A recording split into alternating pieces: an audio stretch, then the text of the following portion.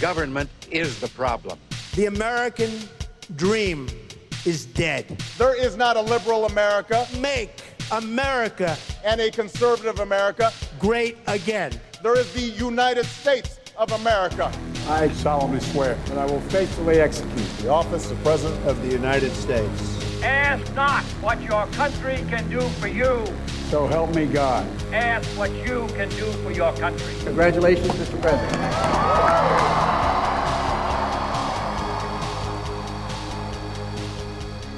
Bonjour et bienvenue dans 50 States, un podcast en 50 épisodes, 50 numéros pour parler des 50 États qui forment l'Amérique. Alors que la présidentielle américaine est lancée, on a voulu plonger dans ce pays immense, un pays immense dont l'histoire a été marquée par la conquête de l'Ouest. L'Ouest, aujourd'hui, aux États-Unis, c'est une région administrative qui regroupe 14 États. Aujourd'hui, nous partons dans l'un d'entre eux, un État situé entre le Nevada à gauche et le Colorado à droite. Bienvenue dans l'Utah.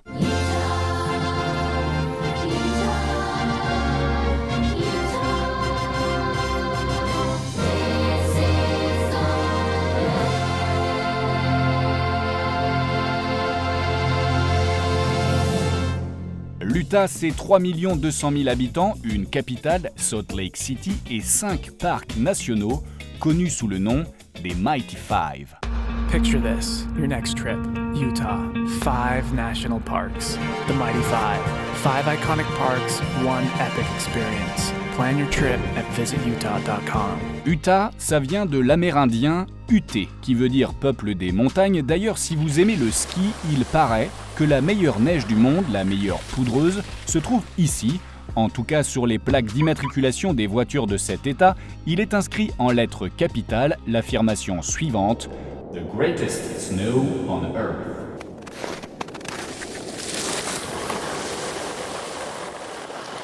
Come ski the greatest snow on earth. Utah. Life elevated. Chaque année, des centaines de milliers de touristes viennent dans l'Utah pour la neige, mais pas seulement. What else? L'Utah a une particularité assez étonnante puisqu'en américain, il est en effet « the youngest state of the country », oui, l'État le plus jeune d'Amérique. L'âge médian est de 32 ans et c'est évidemment une fierté.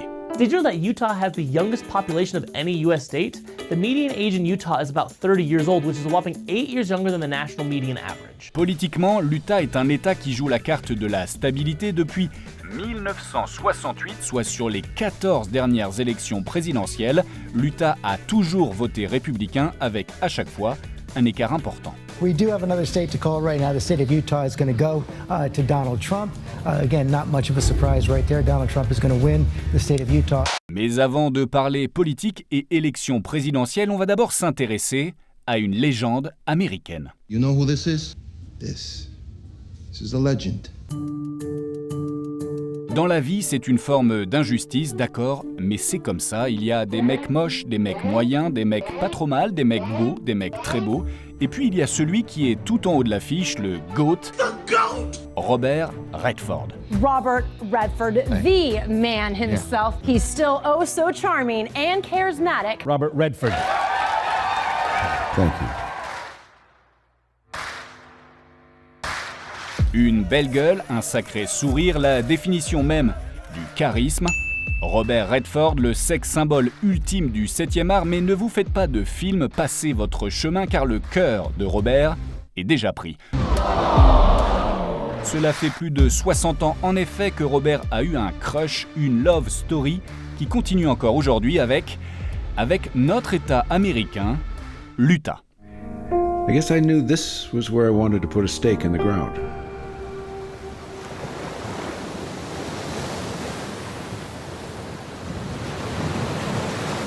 Nous sommes à la fin des années 50. Robert est un jeune homme d'une vingtaine d'années qui habite à Santa Monica dans l'État de Californie. Mais pour ses études, il a réussi à décrocher une bourse pour pratiquer le baseball à l'université de Boulder, dans le Colorado. Pour faire le trajet, qui fait quand même une sacrée trotte, Robert ne prendra pas l'avion, c'est trop cher, il ne prendra pas la voiture. Non, il se déplacera en moto pour un sacré road trip d'environ 1500 km.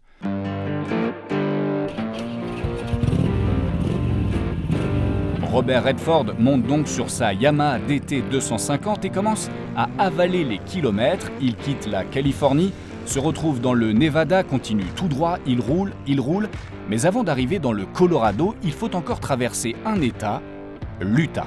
Et selon la légende, c'est un peu par accident qu'il se trompe de route et se retrouve sur un site superbe et splendide, le Provo Canyon.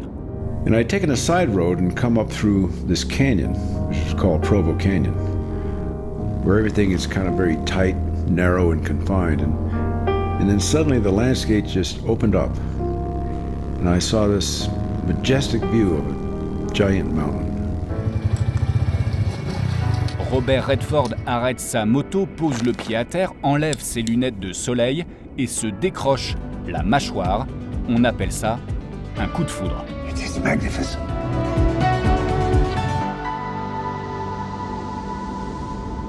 Chaque fois qu'il se rendra à l'université, Robert Redford retournera dans cet endroit pour un shoot de wow. Et en 1961, pour $500, il s'achète une petite maison en bois. Premier investissement dans cet état, le premier d'une longue série, puisque Robert Redford va acheter des kilomètres et des kilomètres carrés de terrain. Il va construire des ranchs, des chalets, avec une condition, tout devra être super respectueux de l'environnement. It was just a matter of time before this whole beautiful area was going to be discovered. I realized it would be developed away from what I loved. At that point, I pledged to do everything in my power to preserve it. Tout son argent doit servir la cause, et la cause, c'est la défense de notre planète. Pour ça, il va même fonder son propre institut pour lequel il faut bien trouver un nom. Nous sommes en 1969 et il se trouve que cette année-là, Robert Redford vient de marquer l'histoire du cinéma avec le film Butch Cassidy et le Kid. You've never met a pair like Butch and Sundance. Un western qui suit deux braqueurs de banque et pilleurs de train. Butch Cassidy donc, joué par un autre beau gosse ultime, Paul Newman. You know, when I was a kid, I always thought I was going to grow up to be a hero. Et le Kid, joué par Robert Redford. Don't tell me how to rob a bank. I know how to rob a bank. Le Kid, c'est un petit gars qui a vraiment existé et qui venait du Wyoming, de la petite ville de Sundance, et c'est pour ça qu'on le surnomme le Sundance Kid. That makes sense. Robert Redford reste marqué par ce rôle et par ce personnage, alors son institut, qui vise à protéger l'environnement, s'appellera le Sundance Institute. Quelques années plus tard, Robert Redford veut aider un petit festival de cinéma qui se tient chaque année à Salt Lake City, le Utah Film Festival. En 1985, il en devient le président et il va changer le nom du festival qui s'appellera dorénavant le Festival de Sundance. Our mission has remained the same since the very beginning, and that is creating a platform for artists, independent artists, to show their work. Aujourd'hui, c'est l'un des festivals les plus connus de la planète qui met en valeur les films d'auteur et les films indépendants. Ici, pas de blockbuster hollywoodien, mais vous connaissez forcément le nom de quelques grands réalisateurs qui sont passés par la case Sundance, comme les frères Cohen, Bryan Singer ou Quentin Tarantino. Please welcome the multi-hyphenated actor, writer, producer, director, Quentin Tarantino. This was such a great time. I saw so many terrific movies. I had a wonderful situation with the jury. Loved them all. We hashed out things and argued and changed each other's minds. It was wonderful. Chaque année, au mois de janvier, pendant 10 jours, la planète cinéma a donc les yeux tournés vers l'Amérique, vers un État mal connu que Robert Redford a aidé à mettre sur le devant de la scène, un État qui tient en 4 lettres, Utah. Running your ponies closer, and I'll tell to you my tale of Utah, care my partner, and his last ride on the trail. Pour mieux connaître et mieux comprendre l'Utah, il était normal de parler de Robert Redford. Mais il est totalement obligatoire à un moment donné de parler des Mormons, et ce moment est venu. The time has come. Dans l'Utah, 50% des habitants se déclarent mormons. Les Mormons, une communauté religieuse qui se fait aussi appeler l'Église de Jésus-Christ des Saints Derniers Jours, une communauté qui a été créée aux États-Unis en 1830 par un certain Joseph Smith. Hello.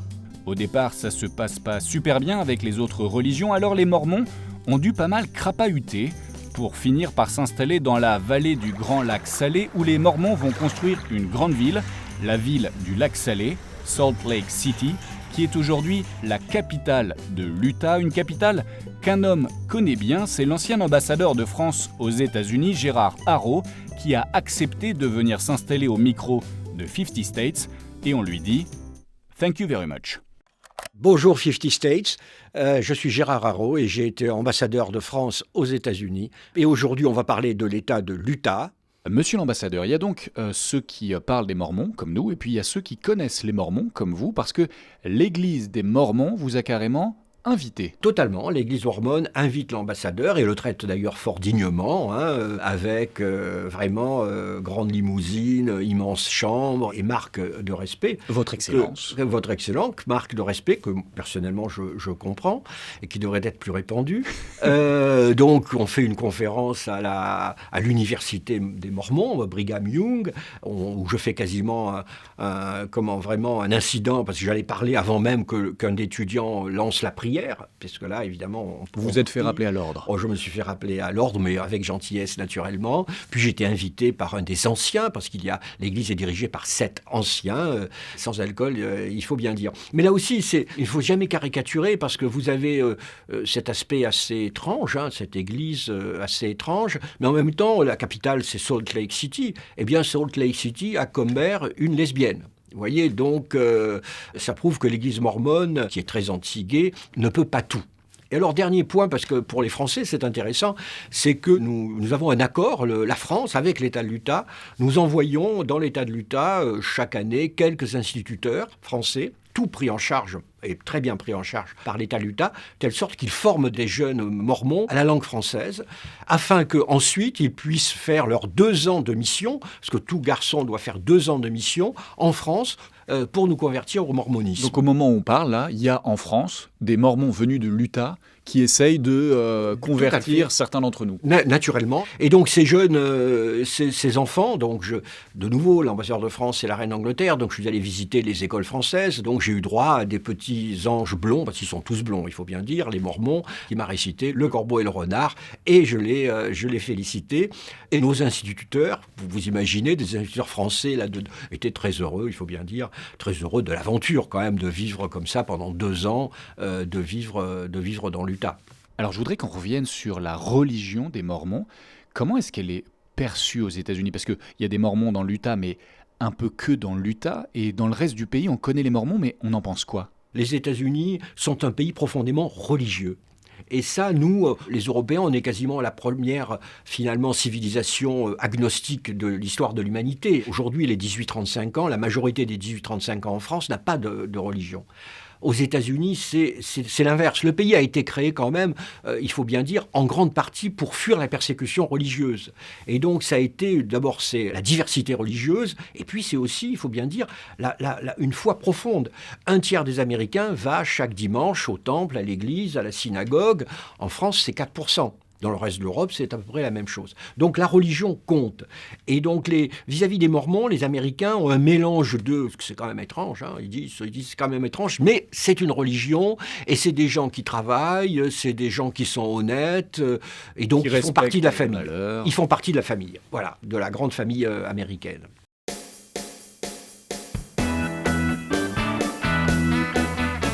Avec Gérard Haro, on vient de parler des Mormons et comme il s'agit d'une histoire passionnante, alors, avec votre permission, on va la prolonger un peu. Sure. Okay, go on. C'est une passion que vous partagez peut-être avec des millions de Français, la généalogie. C'est ma descendance. C'est ma petite filleute. Pour savoir où l'on va, il faut savoir d'où l'on vient. Alors certains veulent tout savoir et cherchent à remonter le fil de leur propre histoire.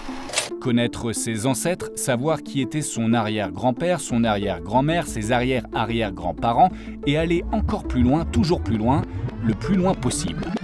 Construire son arbre généalogique, c'est comme faire une enquête policière sur sa propre existence, ou plutôt sur ses propres origines. No, I am your father. C'est donc une vraie discipline avec son savoir-faire, ses procédés, ses techniques.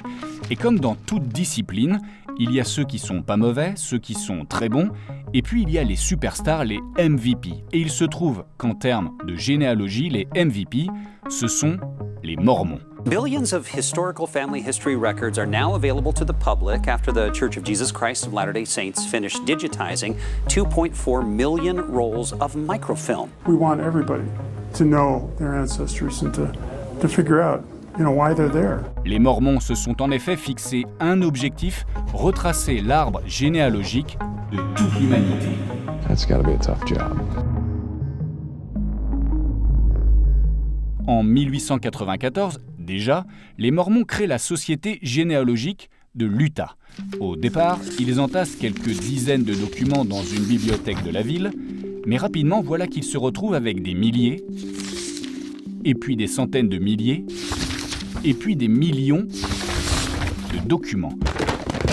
Parce que les Mormons sont curieux et ultra motivés, alors ils vont partout dans le monde, et partout, ils toquent à la porte des gouvernements en demandant « Excusez-moi, ça serait possible de scanner tous les états civils de votre pays, s'il vous plaît ?» Maybe. La France, par exemple, a donné son accord depuis 1987.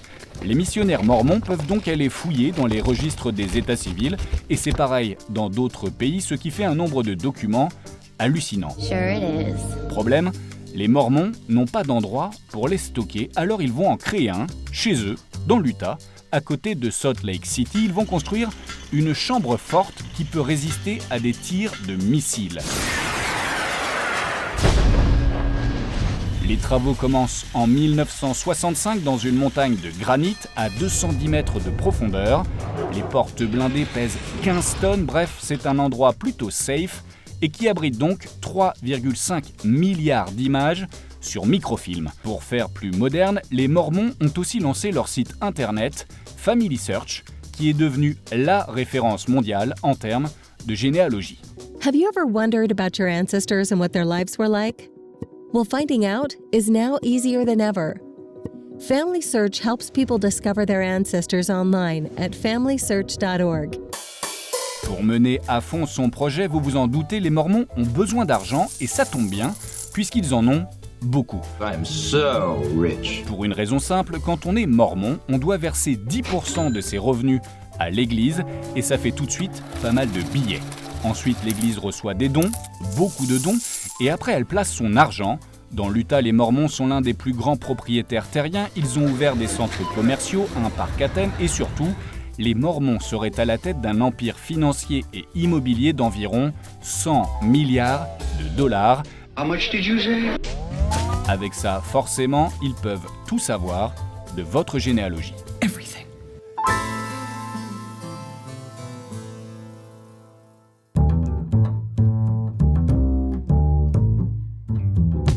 Pour le dernier chapitre de ce podcast, on va parler d'un homme politique bien connu en Amérique qui a passé pas mal de temps dans sa jeunesse en France, qui connaît la religion mormone sur le bout des doigts et qui a même failli devenir président des États-Unis. Mesdames, messieurs, dites bonjour au sénateur de l'Utah, Mitt Romney. Most Americans believe we're heading in the wrong direction.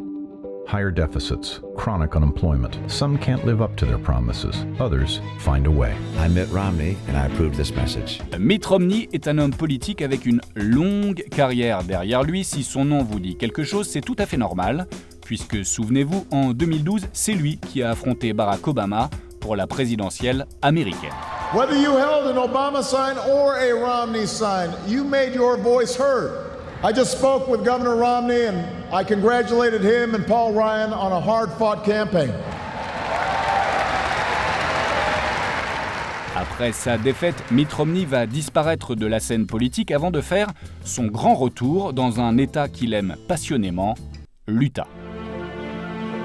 Utahns are known for hard work, innovation, and our can-do pioneering spirit. But more than these, we're known as a people who serve, who care, and who rise to any occasion. I have decided to run for United States Senate. I will fight for Utah.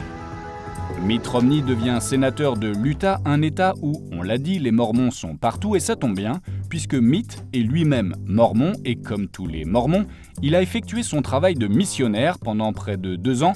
Il a été en France pour essayer de convertir les Français à l'Église de Jésus-Christ des Saints des Derniers Jours, ce qui explique son accent français quasi parfait qu'on peut entendre dans cet extrait où Mitt Romney faisait campagne pour les JO d'hiver à Salt Lake City, dans l'Utah. Bonjour, je m'appelle Mitt Romney et je suis président du comité d'organisation des Jeux olympiques d'hiver de 2002 à Salt Lake City. Mitt Romney et l'Utah, c'est une longue histoire d'amour et donc depuis 2018, c'est lui le sénateur de cet État.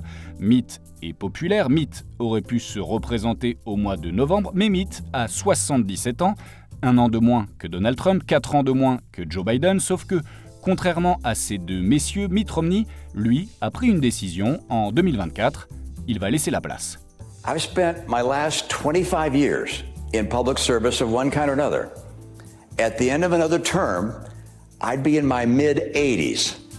Frankly, it's time for a new generation of leaders. Pour Mitt, il est temps de laisser la place aux jeunes. La politique, ce n'est pas pour les papis.